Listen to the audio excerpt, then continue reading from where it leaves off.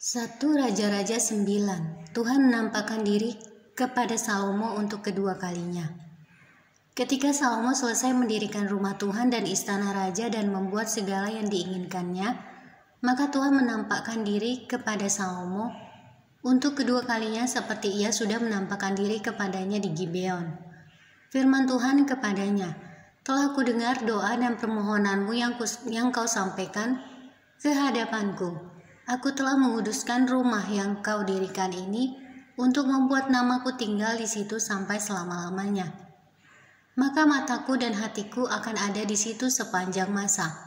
Mengenai engkau, jika engkau hidup di hadapanku sama seperti Daud ayahmu, dengan tulus hati dan dengan benar, dan berbuat sesuai dengan segala yang kuperintahkan kepadamu, dan jika engkau tetap mengikuti segala ketetapan dan peraturanku, maka aku akan meneguhkan tahta kerajaanmu atas Israel untuk selama-lamanya seperti yang telah kujanjikan kepada Daud ayahmu, dengan berkata, keturunanmu takkan terputus dari tahta kerajaan Israel. Tetapi jika kamu ini dan anak-anakmu berbalik daripadaku, dan tidak berpegang pada segala perintah dan ketetapanku yang telah kuberikan kepadamu, dan pergi beribadah kepada Allah lain dan sujud menyembah kepadanya, maka aku akan melenyapkan orang Israel dari atas tanah yang telah kuberikan kepada mereka, dan rumah yang telah kukuduskan bagi namaku itu akan kubuang dari hadapanku, maka Israel akan menjadi kiasan dan sindiran di antara segala bangsa, dan rumah ini akan menjadi reruntuhan, sehingga setiap orang yang lewat akan tertegun, bersuit dan berkata, apakah sebabnya Tuhan berbuat yang demikian kepada negeri ini dan kepada rumah ini? Maka orang akan berkata, sebab mereka meninggalkan Tuhan Allah mereka yang membawa nenek moyang mereka keluar dari tanah Mesir. Dan sebab mereka berpegang pada Allah lain dan sujud menyembah kepadanya dan beribadah kepadanya. Itulah sebabnya Tuhan mendatangkan segala malapetaka ini ke atas mereka.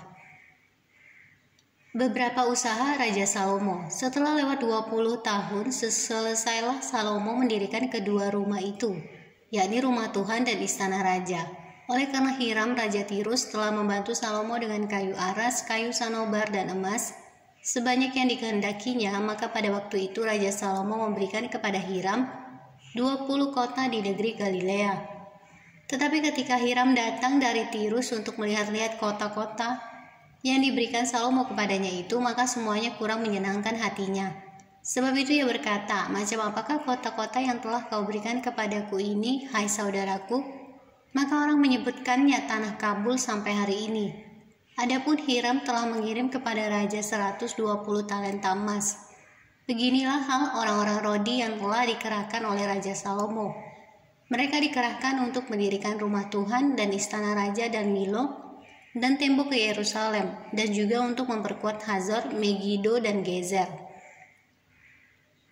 Sebab Firaun Raja Mesir telah maju berperang dan merebut Gezer, lalu membakarnya dan membunuh orang Kanaan yang diam di kota itu.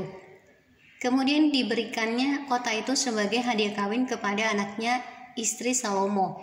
Maka Salomo memperkuat Gezer. Lagi pula ada orang Rodi yang dikerahkan di Bet-horon Hilir, di Baalat, di Tamar di padang gurun yang ada di negeri Yehuda, dan di segala kota perbekalan kepunyaan Salomo di kota-kota tempat kereta, di kota-kota tempat orang berkuda, dan di mana saja Salomo menginginkan mendirikan sesuatu di Yerusalem, atau di gunung Libanon, atau di segenap negeri kekuasaannya. Semua orang yang masih tinggal dari orang Amori, orang Het, orang Feris, orang Hewi, dan orang Yebus, yang tidak termasuk orang Israel, yakni mereka yang masih tinggal di negeri itu dari keturunan bangsa-bangsa itu dan yang tidak dapat ditumpas oleh orang Israel, merekalah yang dikerahkan Salomo untuk menjadi budak Rodi. Demikianlah mereka sampai hari ini. Tetapi orang Israel tidak ada yang dijadikan budak oleh Salomo, melainkan mereka menjadi prajurit, pegawai, pembesar, perwira, atau panglima atas pasukan kereta dan pasukan berkuda. Inilah pemimpin-pemimpin umum yang mengepalai pekerjaan Salomo. 550 orang memerintah rakyat yang melakukan pekerjaan itu. Segera sesudah anak Firaun pindah dari kota Daud ke rumah yang telah didirikan Salomo baginya, Salomo pun mendirikan Milo. 3 kali setahun Salomo mempersembahkan korban-korban bakaran dan korban-korban keselamatan di atas mezbah yang didirikannya bagi Tuhan. Dan ia membakar korban api-apiannya di hadapan Tuhan. Demikianlah ia menyelesaikan rumah itu. Raja Salomo membuat juga kapal-kapal di Ezion Geber yang ada di dekat Eliot, di tepi laut Teberau di tanah Edom. Dengan kapal-kapal itu Hiram mengirim anak buahnya, yaitu anak-anak kapal yang tahu tentang laut menyertai anak buah Salomo. Mereka sampai ke Ofir, dan dari sana mereka mengambil 420 talenta emas yang mereka bawa kepada Raja Salomo.